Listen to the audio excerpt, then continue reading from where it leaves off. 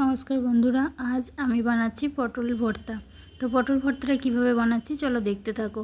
এখানে পটলটা পিস করে কেটে নিয়েছি। আমি এটা প্রেসারে দুটো সিটি দিয়ে দেবো। সিটিটা দেওয়া হয়ে যাবার পরে এটা আমি মিক্সিতে পেস্ট বানিয়ে নেব। শুধু পটলটা দিয়েই আমি পেস্টটা বানাবো। চলো, এটা পেস্টটা বানানো হয়ে যাওয়ার পরে আমি এখানে একটা পেঁয়াজ, টমেটো আর গোটা জিরে, শুকনো লঙ্কা, কাঁচা লঙ্কা আমি এটা আরেকটা পেস্ট বানিয়ে নেবো। এরপর কড়াইয়ের ওপরে শুকনো লঙ্কা আর কালো জিরে আমি এটা ফোড়ন দিয়ে দেবো। ফোড়ন দেওয়ার পরে কুচনো যে পেঁয়াজটা দেবো সেই পেঁয়াজটা ভালো করে ভেজে নেবো। যে পেস্টটা বানিয়ে রেখেছিলাম এর ওপরে আমি পেস্টটা দিয়ে দেবো।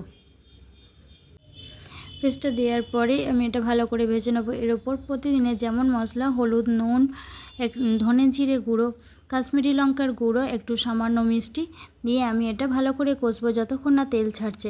এটাতে কোনো জল ইউজ করার দরকার নেই। তো আমি এটা যে পটলের পেস্টটা বানিয়ে রেখেছিলাম সেই পটলের পেস্টটা আমি মশলাটা কষে যাওয়ার পরে আমি দিয়ে দিলাম। তারপর কিছুক্ষণ এটা ভালো করে কমিয়ে লো ফ্লেমে কিন্তু এটাকে ভালো করে ভাজতে হবে। তো কেমন লাগলো আমার রেসিপিটা অতি অবশ্যই জানাবে। একটা লাইক, কমেন্ট, শেয়ার অবশ্যই করো।